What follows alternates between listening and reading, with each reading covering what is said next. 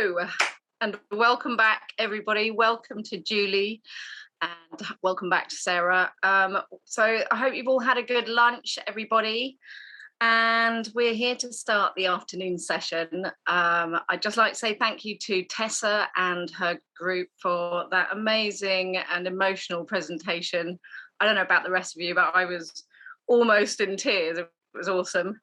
And also, can I just flag up, Sarah, your fiddle playing has just been amazing and haunting, and I just found it really brilliant last night, as I do today.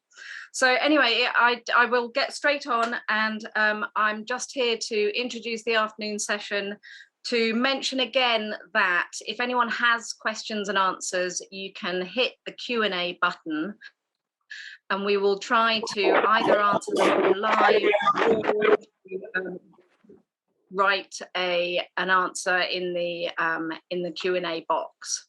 So without further ado, I will hand over to Sarah and enjoy. Thank you, Tamara. It's great to be here. I feel so chuffed to be able to be the host for this session, and welcome Julie Sperling, who's coming to us all the way over the pond from Kitchener, the city in Ontario in Canada. Welcome, and I believe it's morning time for you. So I'm basically just astounded by your work, and for those of you not quite aware, since 2014, Julie has almost exclusively dedicated her practice and made an incredible 37, I think that's right, mosaics about climate change and the Anthropocene, not an easy word to say. Her dedication to climate change, the cause of climate change, has almost been ceaseless. And her latest work, you might have seen online, We Bought a Pipeline, has just won an award as part of an exhibition of Canadian mosaics in Edmonton, Alberta. So very well done for that from all of us. The Anthropocene is a geological time, and it's the time that we are currently in. And Julie uses her mosaic language to explore in her work how we as humans, through our activity, are changing the geological record and creating effectively a new geology with all our pollution and various other destructive things. Her work really challenges us to think about the scale of the global challenges we are facing and what our roles individually and as nations might be to address this. So before we actually watch Julie's presentation, I think Tamara's already reminded you, but during the presentation, please do ask questions and obviously following it. Without further ado, please sit back and enjoy Julie's presentation, Connecting Around a Cause.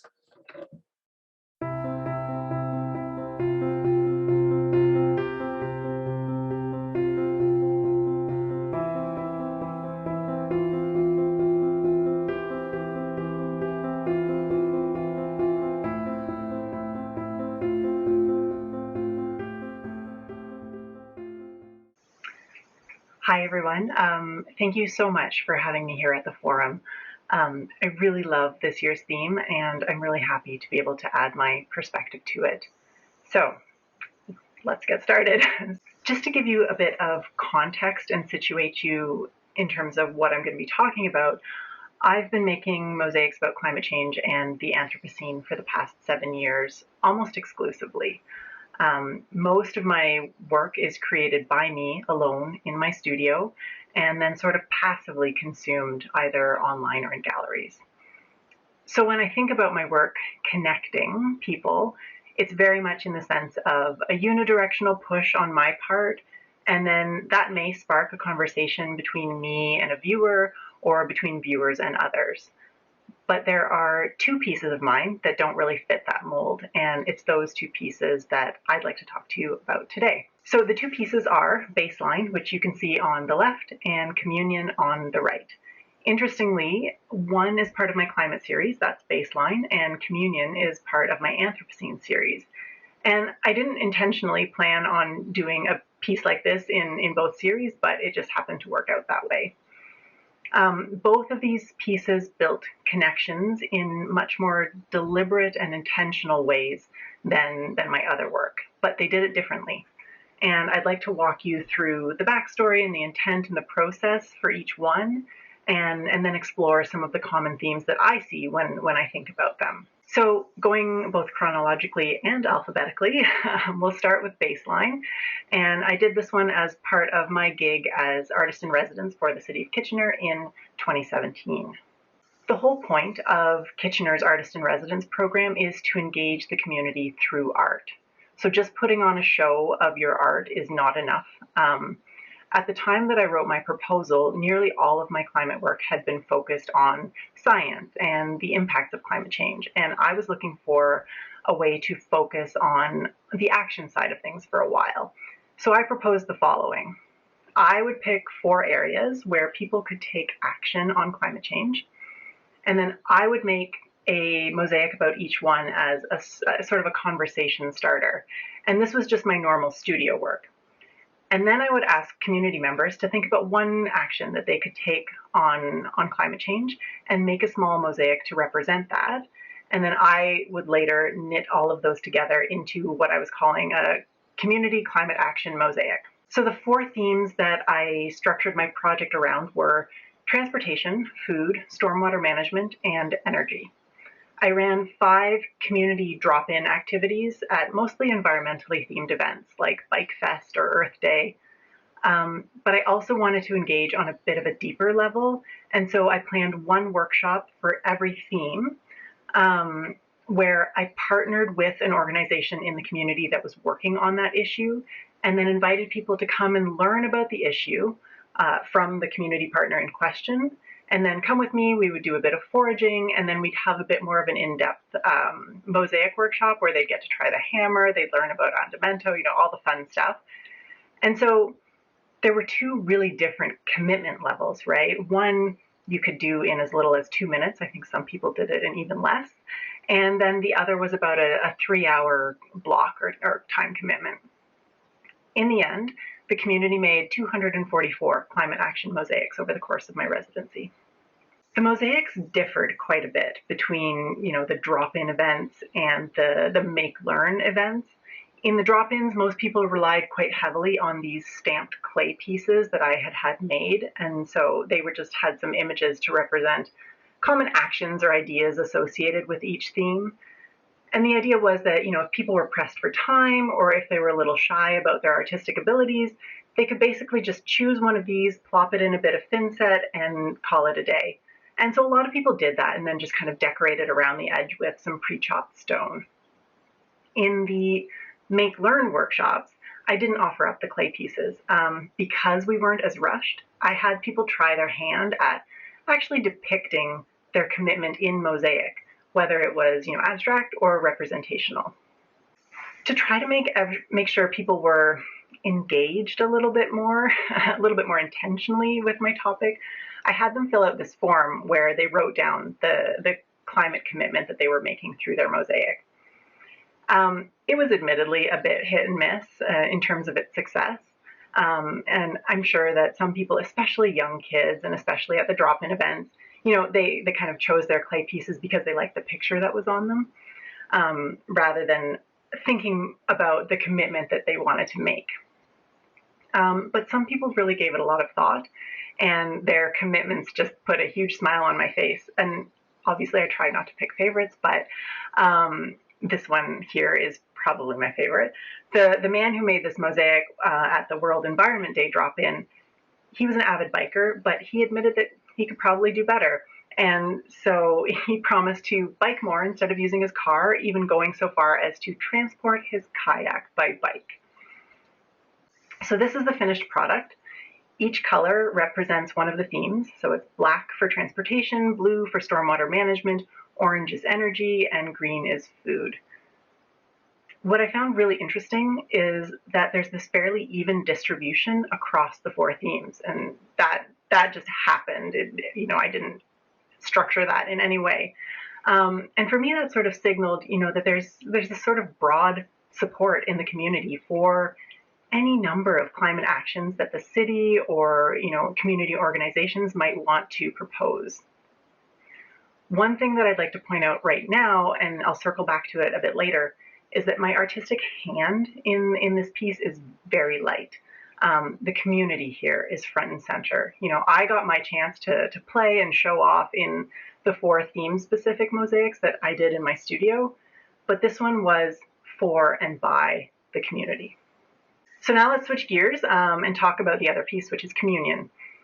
Whereas Baseline was a mosaic by the community, Communion is one about community, though still involving the community, just in a very different way. The origins of Communion are much different than those of Baseline. It actually started from the idea that I wanted to build a mosaic that people could touch because, and this is because of a comment, just an offhanded comment made by one of my wife's mentors who's blind. And so instead of starting with a scientific fact or a phenomenon, I started from the idea that I wanted people to explore something with their hands. And then I had to figure out what part of the Anthropocene story went along with that in a way that made sense and that wasn't forced or gimmicky.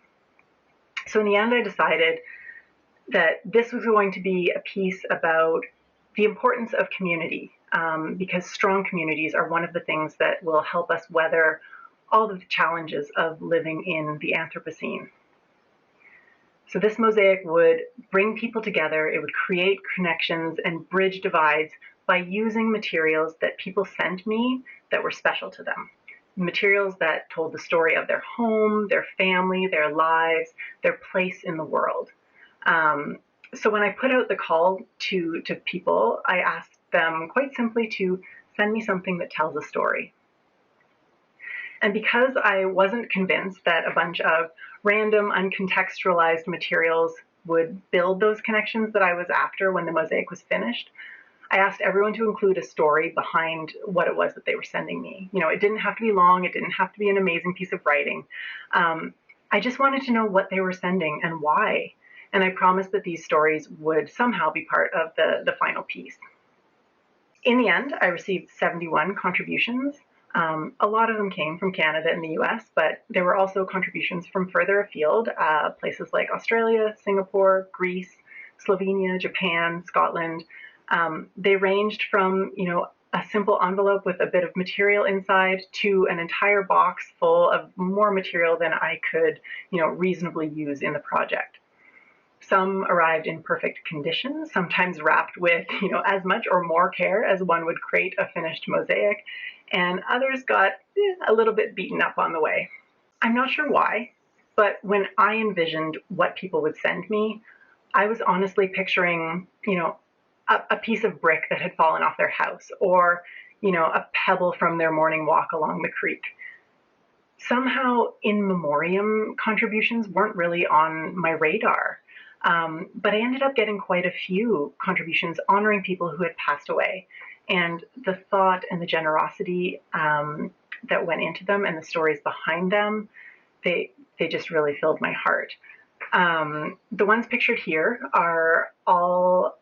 they're just a few of the ones that I received, but they are all stories of fathers.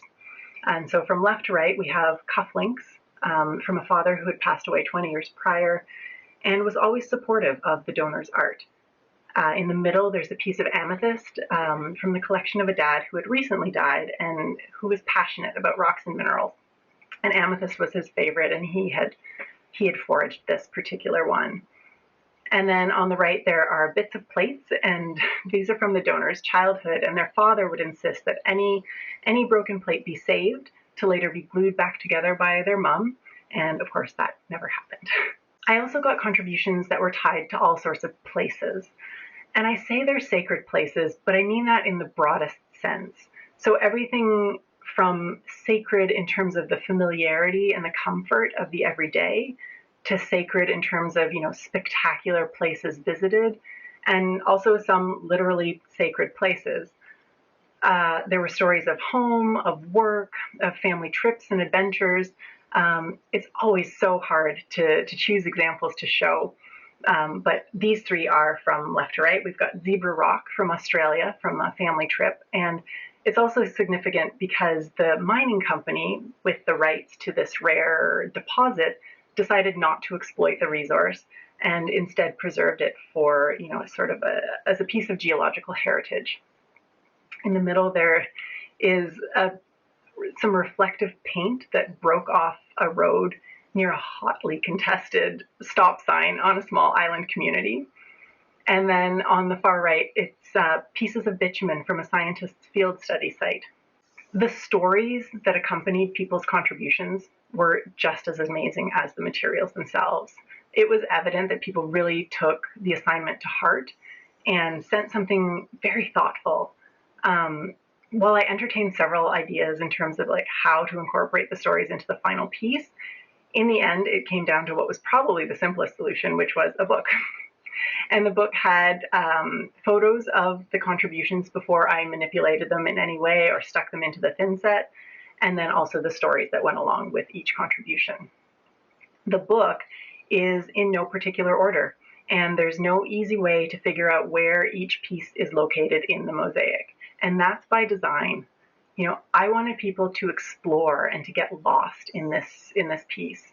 I wanted them to explore the mosaic and wonder about the story behind a particular material, and then leaf through the book to find it and bump into all these other amazing stories along the way. Or I wanted them to explore the book and then go hunt for material, stumbling across all these other interesting materials and relationships as they went.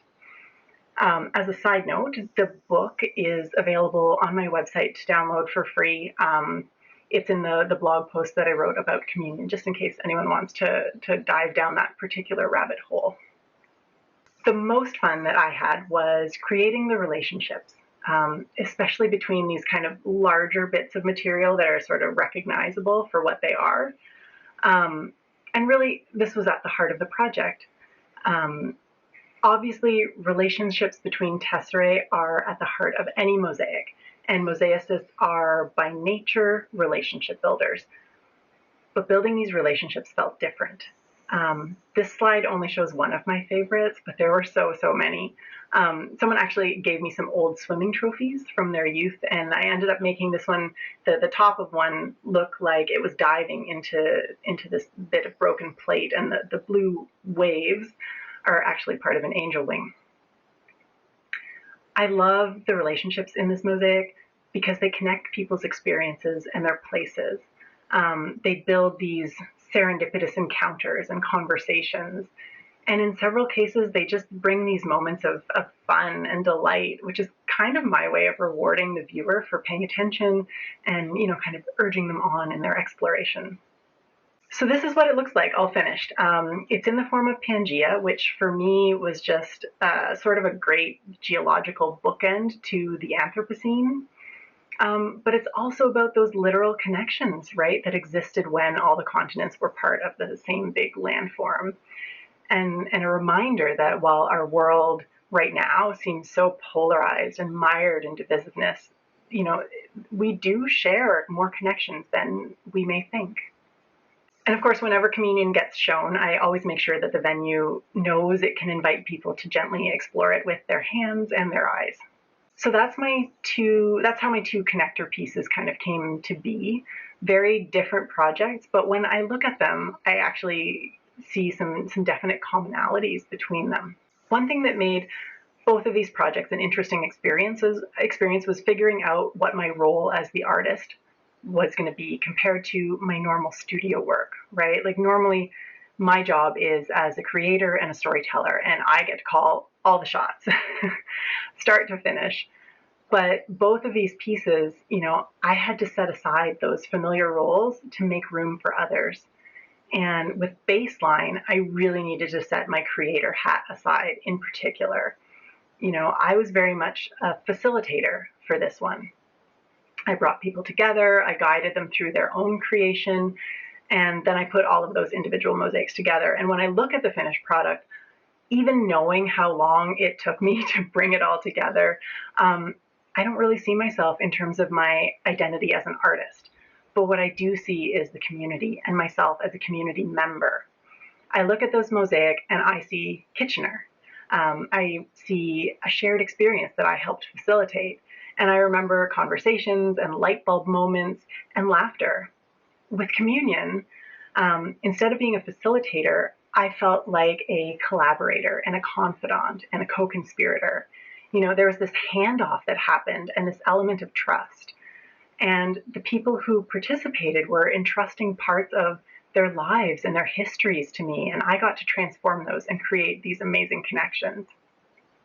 Communion is definitely my work. I look at that and I see myself as an artist there, but I also see this rich tapestry of stories that just, it floors me every time.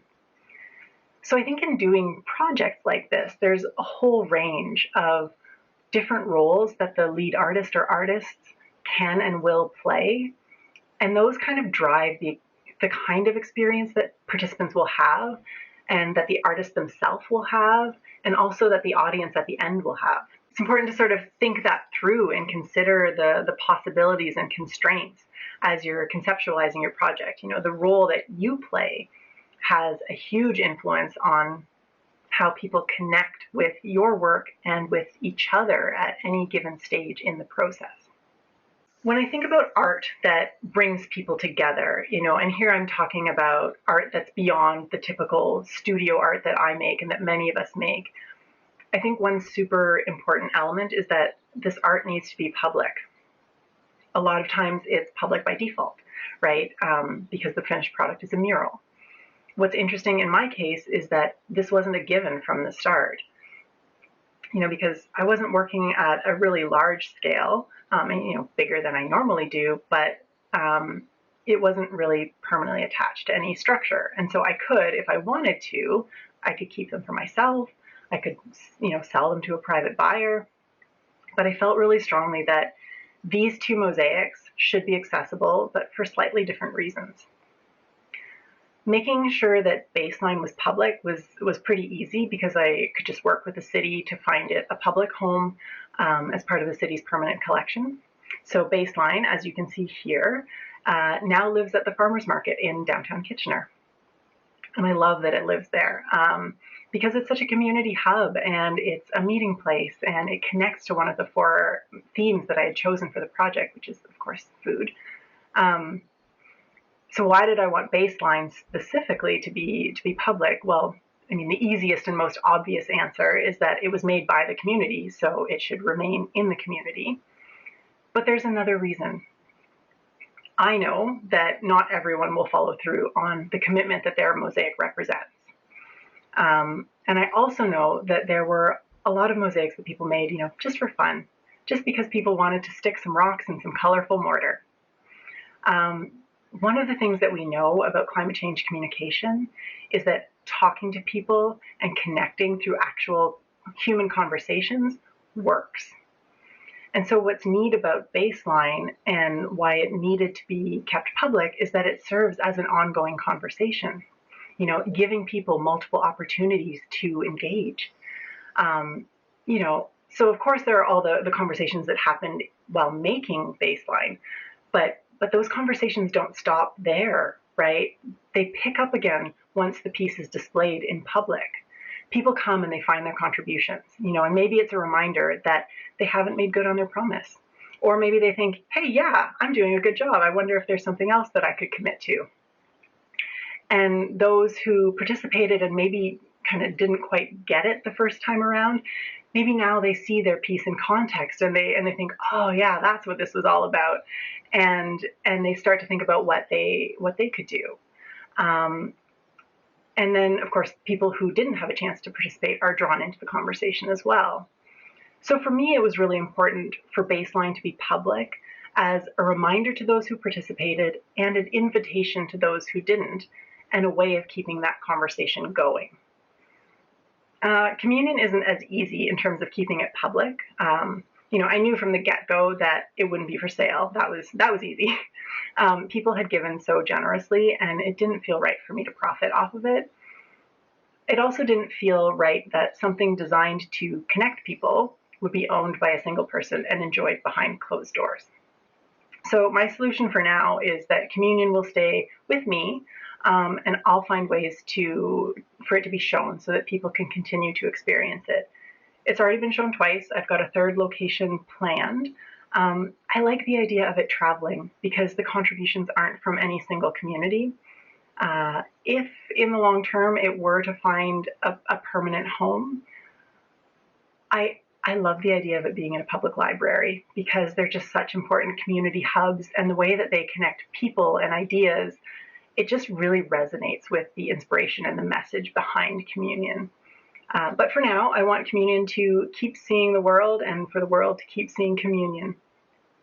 Unlike baseline, where its publicness is a form of accountability, communion being public is more about keeping that conversation going and having more and more people connecting with its stories and its materials and just in exploring it. The last thing that I want to touch on, and probably the most important and powerful one, is just this notion of being part of something bigger than yourself.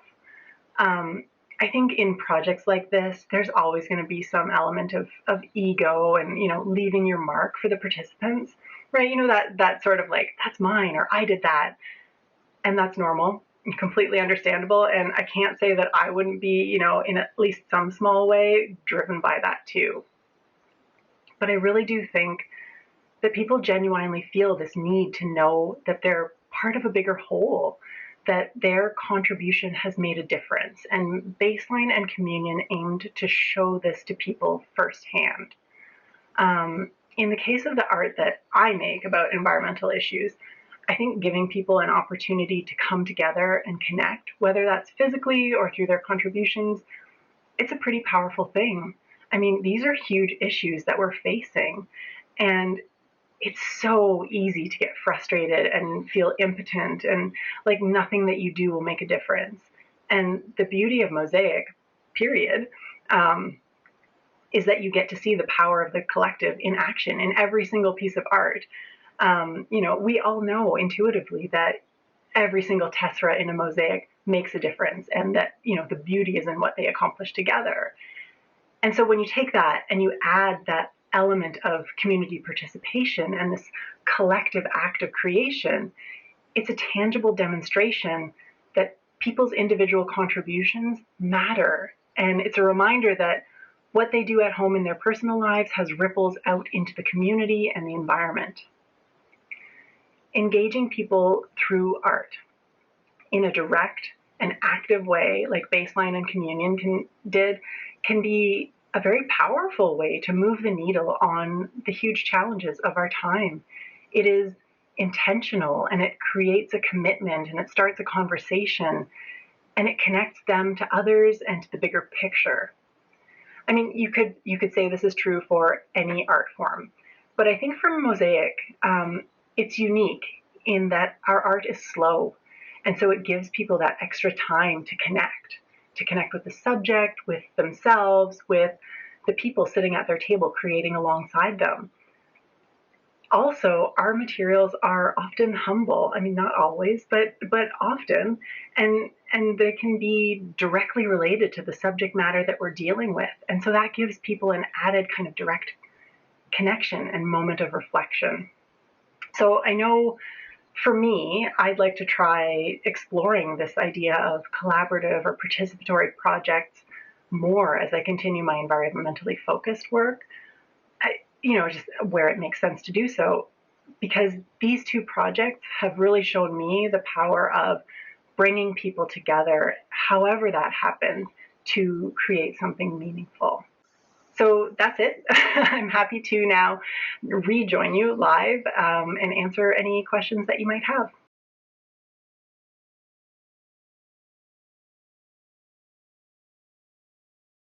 Hi again, Julie.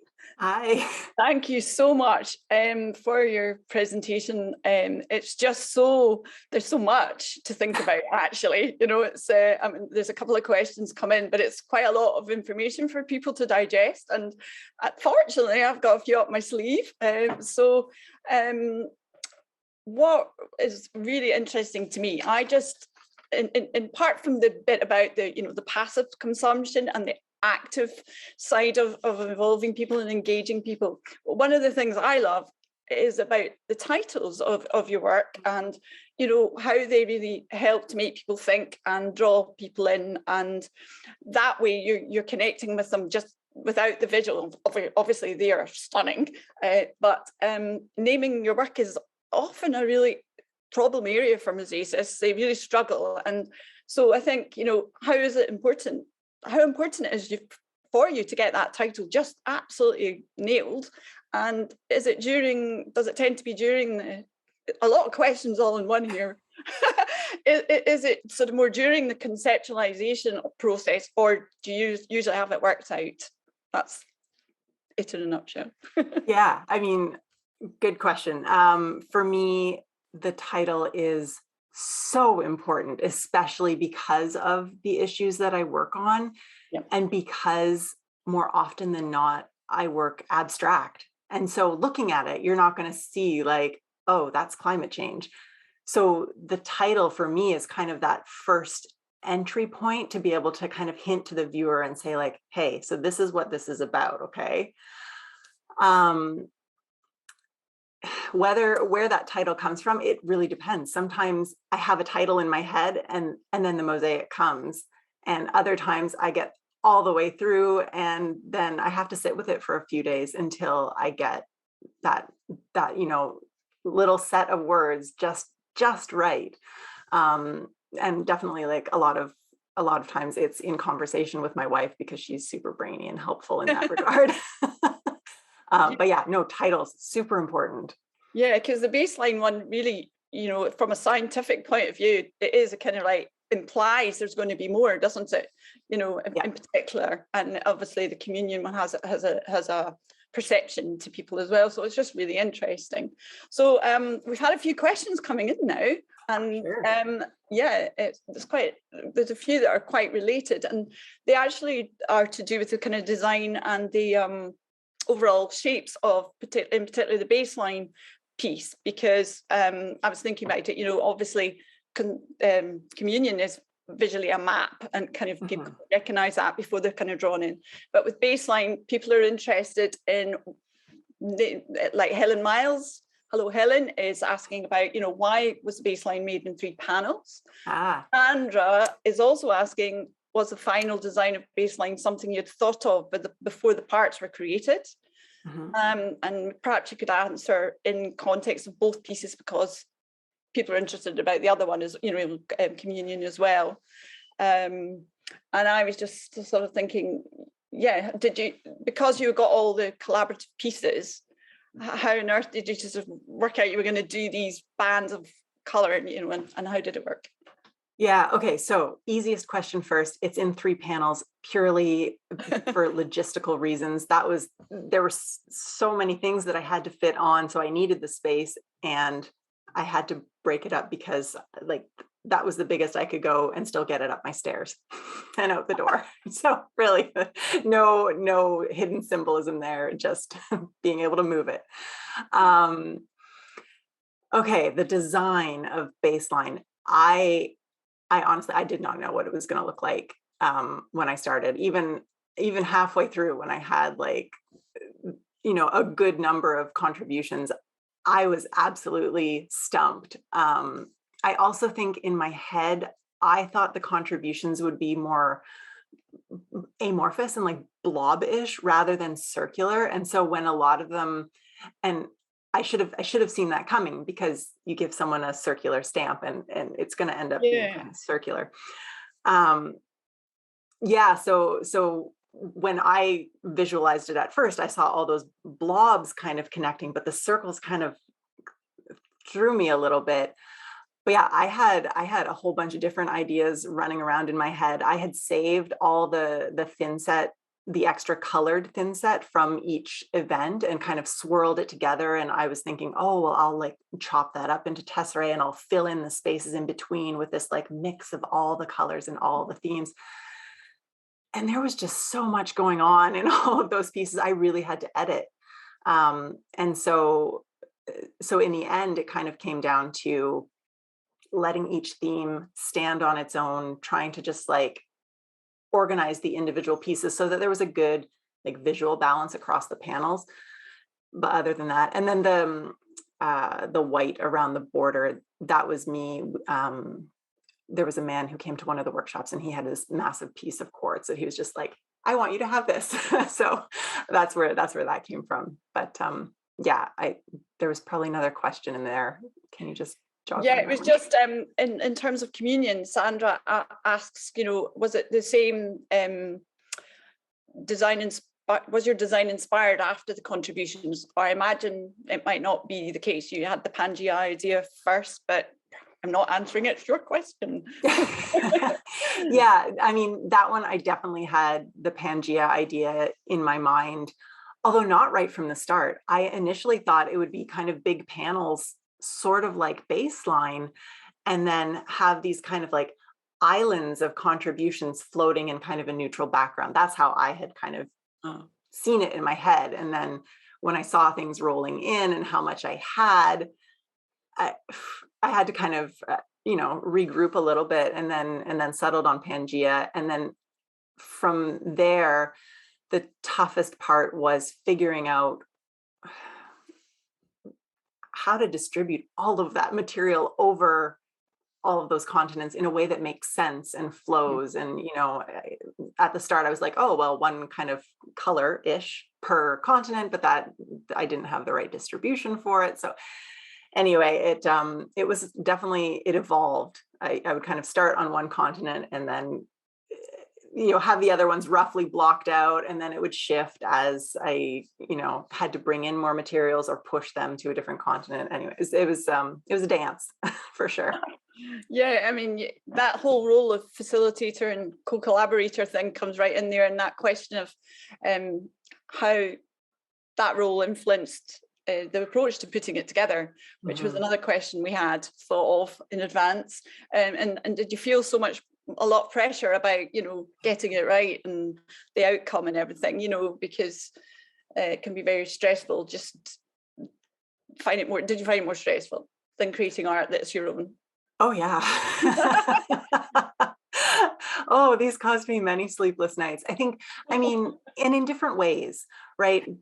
Baseline, because of the title attached, right? Like artist in residence, like I better make something that's good and that does justice to what the community has created, but recognizing that these community creations happen very quickly. So I wasn't as attached to them. Like if I happened to break one, I wasn't going to be upset about it. Whereas communion, man, reading those stories, like it really made me very, very hesitant to start chopping. And I was like, wow, like you gave me this, like you trust me that much. And so super stressful.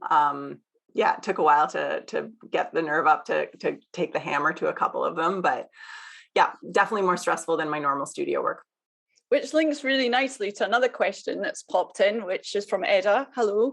And it says, have you been engaging with the contributors since the pieces were completed? So I suppose that's in the context of the people that contributed pieces, but also has there been a kind of net, response to the baseline and people wanting to reassess their,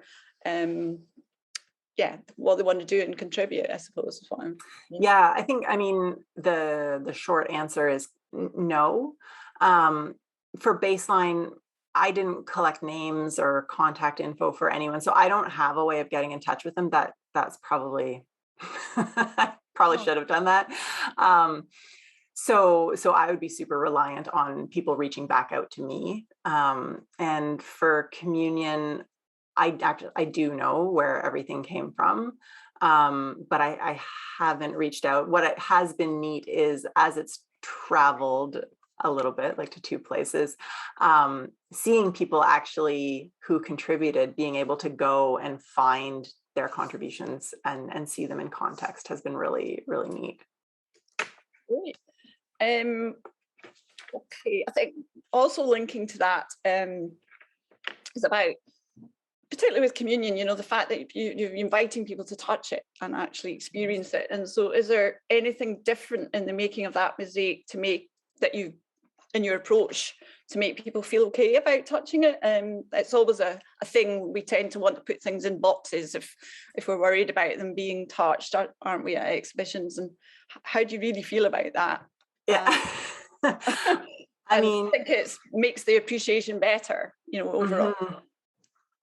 I will admit I get really twitchy when I see people like with their hands reaching towards my work. If I'm there standing beside them, I'm a little bit more okay with it, but in general, it makes me nervous. I mean, not that anything's going to happen, right? Like these things are stuck in there with mortar, like they're not going anywhere. But I think so for communion, I didn't really approach it all that differently, other than to ask when people were contributing, please don't send anything like super fragile or that was going to break, like a dried flower or something, right? Like if someone touches that and it's just going to crumble to dust, and no like rusty metal. I obviously got some rusty metal. It's fine. It's fine. So yeah, I was just aware of making sure there's no like sharp edges sticking up. But other than that, like I assume people are touching it in the context of a gallery versus, a mosaic on a playground where people are really going to be in it with their hands. Like this is just more of a light touch. So I'm not as worried about people gashing their hand on anything. The interesting challenge, for me, having shown it in the context of a bigger show, is that it's a slippery slope, right? You say you can touch that one, but not the rest. And people inevitably do touch the rest. And so I did have one that got damaged that I didn't want people to touch, and they ended up touching and some pieces fell off. Not a big deal, but yeah, it's yeah. Well, at the moment there aren't any other questions. I mean, it's really interesting, this whole thing about the engaging and the dialogue, and you telling this story in an abstract way. So you talked about in your film about the passive consumption and from your normal way of working, like you do your commissions on these amazing themes, and then this has been so different for you. So it was kind of really be interesting to know which you find the most rewarding, if you're honest, and why, and how important in your sort of professional standing is that audience thing. At the end of the day, I suppose it's about advice, about hitting the right audience. I think that people would be interested in your thoughts on that. Yeah, I mean, they're both rewarding for different reasons. I obviously I love just me in my studio doing my thing. It's what I do. It's my comfort zone. But knowing that is going, like, it needs to get seen. If I'm just doing it and it's staying here and not connecting with anyone, what's the point of doing this work? With the two, like communion and baseline, super rewarding, super challenging. And I think there's a time and a place, and to do both, right? To do the studio work and show that, or to engage the community in whatever way and bring them into the creation and into the dialogue more directly. Yeah, I think it's all about thinking about the intent of the piece, the audience, how you want them to engage, and then going from there. Yeah, well, that's really interesting, because we've suddenly got another few questions coming, which is fantastic. So Lillian, says, like many people are saying, great presentation, Julie, and this links nicely into actually talking about the climate change thing a bit more, and how this became the main focus of your work as a mosaicist. And I had thought of asking you kind of about your job as I think the right term is policy analyst. Yeah, so I think people would be really keen to know about that interface between your work and your mosaics and how the heck you do it. Yeah. So the short story of how I decided to focus on climate change is I had been tinkering for years with Mosaic, but like doing stained glass ones with like crazy paving, totally different from what I'm doing now. And I finally found, like, I took a class on Roman mosaics. I found the hammer, I found the Hardy, and then I took Rachel Sager's class, and I fell in love with foraging. And for me, I was just looking for, like, what do I want to say with my art? Like, there was nothing driving it at that point. And I was, well, and I still am working for the government. At that point, it was under a conservative administration. And so working on the environment file under that government, it was a lot of thumb twiddling and very frustrating. And so I felt this need to kind of do more. Like, I was kind of sick of that inertia. And so because of the fact that I'm a public servant, I have to kind of walk a very fine line in terms of what I can and can't do outside of work in terms of advocating. And so art was a really good way to kind of channel that angst. Yeah. And so that's really how I came to climate change mosaics. Yeah. No, that's great. I mean, there's another, Sandra Subi, I'm not quite sure to pronounce it. I've actually read the wrong question. I was going to read that one after. I'll just go, it's Sandra. And I was kind of thinking about this, how do you find it? Is it really difficult or cathartic for you to tackle these subjects, and how does it affect you personally? So Sandra's asking that, and I had thought that myself, it's big stuff to deal with. Yeah, it's a tough slog. I'll be honest there. It's quite draining, particularly because I'm immersed in it at my day job, and then I go into the studio at night and it's right there again. And so you don't really get away from it. I will say it's not the same for every piece, right? Some mosaics I'm able to kind of maintain a bit more sort of emotional distance and approach them a bit more analytically, and others just they send me into a deep funk, and it takes a while to get out of it. And so I've had to learn, like, to look out for those signs that I am, like, I need to step away, I need to recharge, whatever, and find a way to kind of process that. But yeah, I mean, at the end of the day, the best thing for me to do with all my climate anxiety is to do something. And so yeah, the art, I would say, is more rewarding than draining, but definitely there is that emotional toll. Great, thank you for that answer, because I think it's really, a lot of us feel this concern about climate change and the impact we're having on the planet. And I'll ask you a question about that afterwards, because that's my one. Sandra is asking, do you ever work with scientists as part of science communication, and help them to think about how they are engaging the public through engaging with art making? So in my own art, not yet. I think because Mosaic is so slow, I'm not an artist that a scientist would come to communicate their work, because it's going to take me a couple months, right? Like, they're much better going to someone who has an art form that's a bit more responsive. But I will say, in my day job, I did used to work on science communication. And yeah, I advocated quite hard with the scientists that they should consider art in talking about their work and showing them that, this is a way to reach people that's so much more effective than telling them the facts of the research paper that you just published. And so there has been, it's tough in government because we have to be accountable. And so to track metrics of how effective your science communication through art was, it's a tough sell versus, right, like, I know my social media campaign got that many clicks. So yeah, so I think I have some scientists thinking about it. Actually getting them to pursue it is tough. I think there's a great opportunity there, definitely, to sort of help. Yeah, as you say, we're kind of geeky in a different way, us mosaicists, and they are as well. And it's kind of working with them to do something.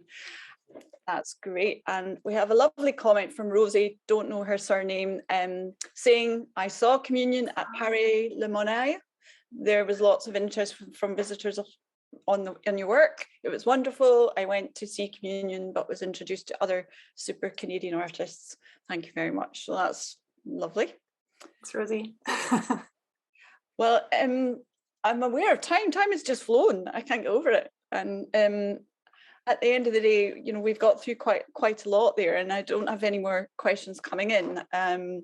But one of the things I think would be quite nice to almost finish on is about, if people, how would you advise people to take a first step to action? A lot of us are making things and we are passionate about things, but we're maybe just not quite getting it out there, and starting our own dialogues with people about an issue we're really concerned with. And we've had some amazing things in our recent exhibition, and right down to dog poo and issues that really piss people off.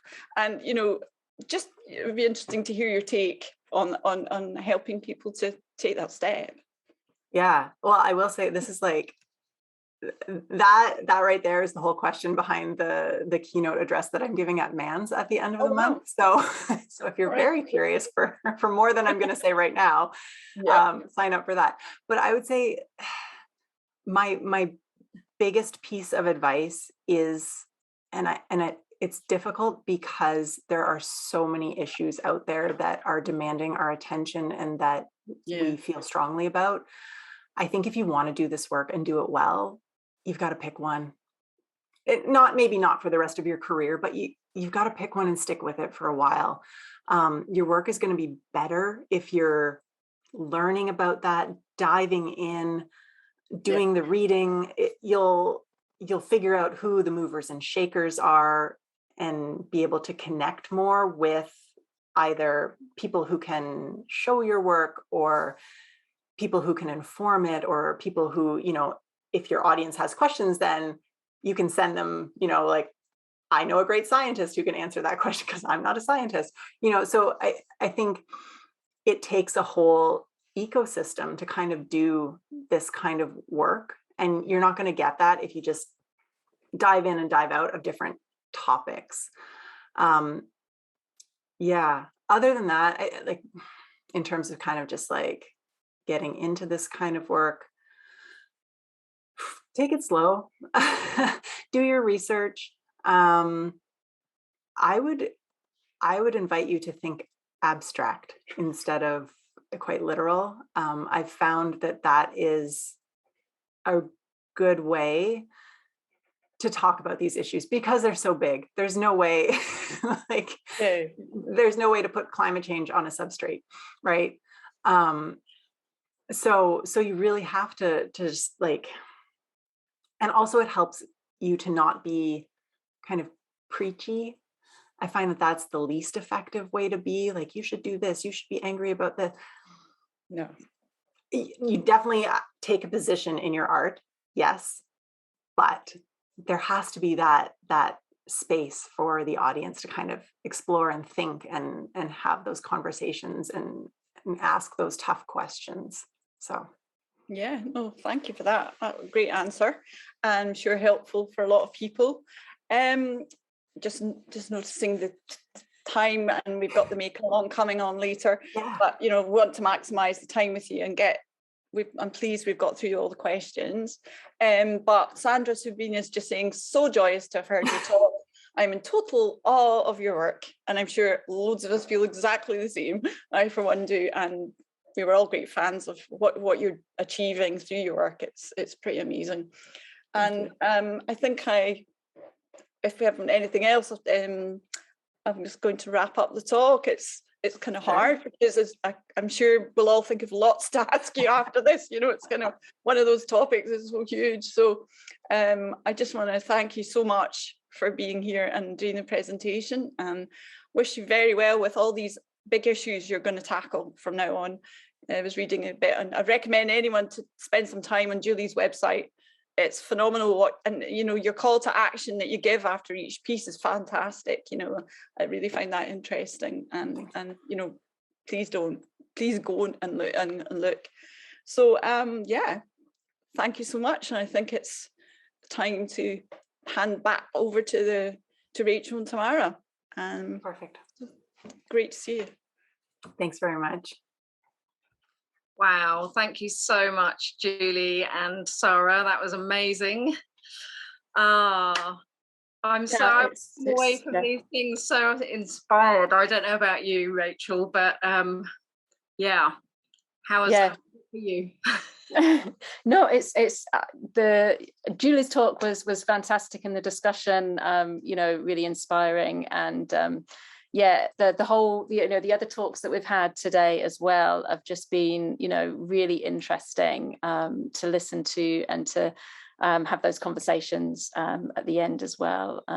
It's often the best bit, it's always interesting to see the presentation, but those conversations that it then sparks, and then people can get involved and ask questions, they're always the bits that I enjoy the most, certainly anyway. You can almost hear people's cogs whirring, can't you? And I will, you did touch on it briefly, Julie, but you can see Julie speak as a keynote speaker at the MANS at the end of the month. So do tune in and get your ticket. So thank you both to you two. And well, Rachel, what can I say? You guys can turn your cameras off, that's fine, thanks.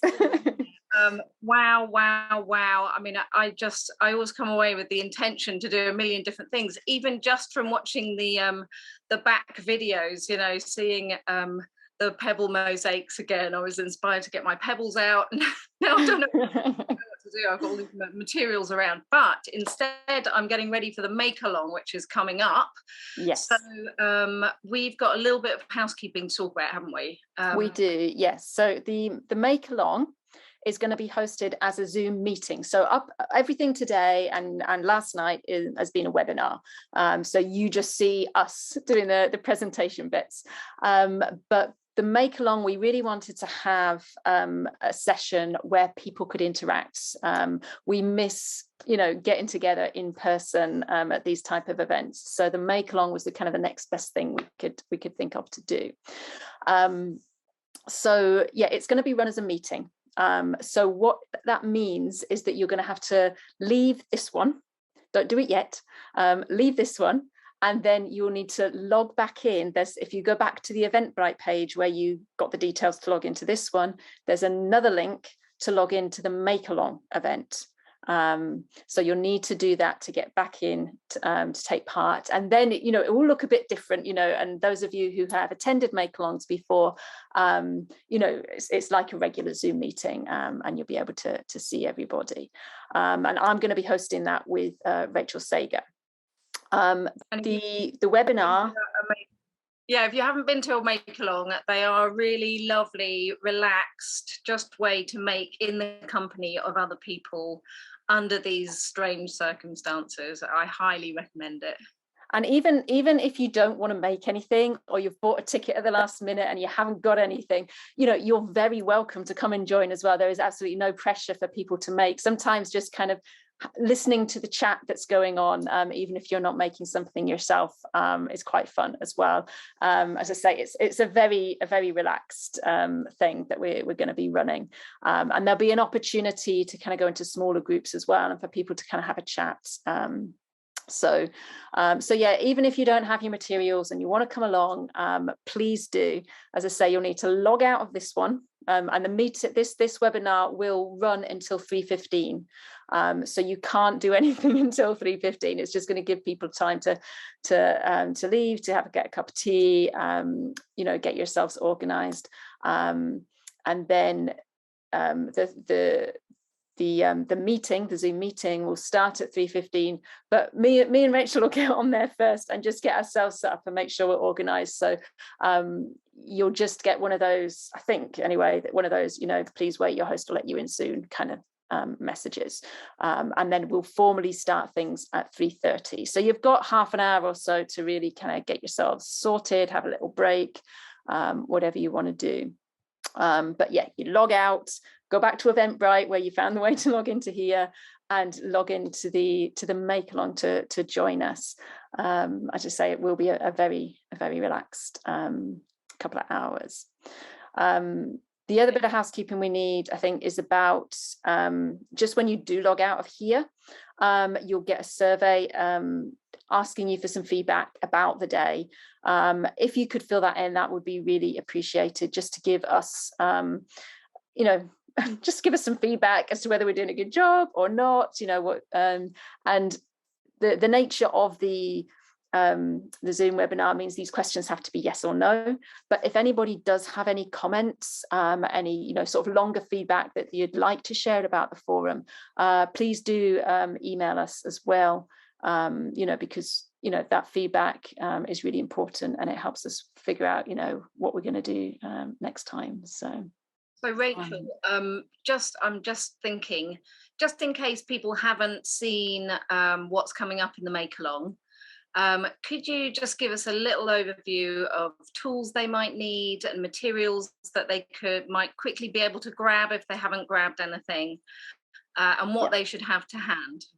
Yeah, so the make along's focused on making some small mosaics. So we're going beer caps, and that's kind of what we've been encouraging people to make. But we're making sort of small mosaics, and the plan is that all these small mosaics can be put together to make a collaborative piece for the Constellations exhibition at Chester Cathedral. So we'll have kind of a whole load of little bits that we can put together. So what we're going to be using, whether or not you've got them lying around to hand, I've got some empty beer caps. We're looking for sparkles, reflective, pretty stuff to make, because they're going to be hanging in the cathedral. We want them to be able to catch the light. So if you've glass beads, things like that, something that's kind of pretty is probably better than I did one as a practice making used slate and stuff, but it just doesn't have the same sparkle and bling. We're looking bling, for bling as as the glass ones. So yeah, some beer caps, some glass cutters, wheel nippers for cutting the glass. We're using and in the materials list we've recommended using an epoxy putty. So in the UK, Milliput is one of the ones that's easy to get hold of. Epoxy Sculpt is another brand more commonly found in the US, but you can get hold of that here as well. Just because it's a bit easier to work at a small level with that. If you don't have that and you want to use something else, if you want to try some tile adhesive or something else to kind of stick things down and grout them afterwards, if that's more your style, we're not setting any hard and fast rules that they must be made, with a particular adhesive. But the one that we've been recommended is the epoxy putty, just because it's a bit easier to kind of work with on that small scale. Are you considering some slightly larger things like lids? I think we could, as long as they're not too big. I mean, we're not like the massive. Yeah. I'm trying to think, a great big jar of mayonnaise or something. But smallish things. I think I haven't drunk enough beer recently, obviously. So. But no, I mean, the broad kind of concept for the pieces, that the pieces are going to be kind of strung and hung together to kind of hang in the in the cathedral. So we don't want anything too big that's going to kind of really weigh things down or be difficult to kind of to hang. But yeah, small lids and things, we should be able to incorporate some of those, and to have that little bit of variety in size might be quite nice as well. So if you haven't got beer caps, please don't let that prevent you from having a go and taking part. We'll try to incorporate as much as we can into that final piece. Perfect, thank you. So I would also like to mention that these videos will be up on the BAMM YouTube channel within about a week, I think we yeah, by the yeah. time There's a little bit of post editing to do and things, and to get them. and they will be available for 3 months, I think. Is that right? Yeah, people get an email once they're ready to available to watch. That's it. And Yeah, the only other thing as well. So the only thing I was going to mention as well is that you know, if you have enjoyed watching the bits between the presentations, they've all come from our YouTube channels. There's quite a rich resource that's been built up over the years of films from, you know, BAMM events and other forums. So, you know, if you are interested in having a look through that, I would, you know, highly recommend, you know, going back and even go back a few years, you know, and seeing things that were done then. It's quite interesting to have a look at. It's a really rich resource, actually, of I think we took the decision quite a while ago to make the videos and keep them and make them available. So they are a brilliant resource. I urge you to go have a look. Yeah, definitely. Nick, so there's just been a quick question about, can we make something later? And yes, anybody that's got a ticket to the forum, you know, is going to be invited to make something for the, you know, for the Chester Cathedral project. So if you can't come to the make along, you know, just now, you know, you can make something, and, you know, details will be sent about that as well in the next week or so. We're initially limiting the contributions to this project to ticket holders for the forum, and depending on how many pieces we get from that, we may open it to wider to BAMM members. But initially, if you've got a ticket for the forum, you should receive details on how to participate. So, but I think that's all. Is that all the bits and pieces we need to mention? So. I think so. So just to say, take a quick break and get yourself a cup of tea and set up your workspace and log out of this one, log into the different one. Exactly. So yeah, well, and other to that, say thank you so much to everybody for coming, and thank you again to all of our speakers and everybody on the committee who contributed to the making of this forum. It's always, like the last one, it's always a baptism of fire and a long learning curve, certainly for me anyway.